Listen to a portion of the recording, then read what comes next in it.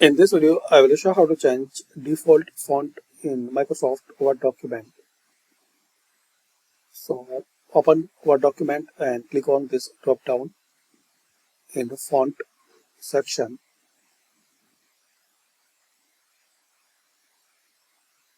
Now here you have to select desired font. Also guys, you can select font style, font size, and there are some more options you can set as default. Just you want to change default font, so select from this list here. Here is the preview. Then make sure you click on this set as default. Don't forget to click on this set as default and here select all document, click on OK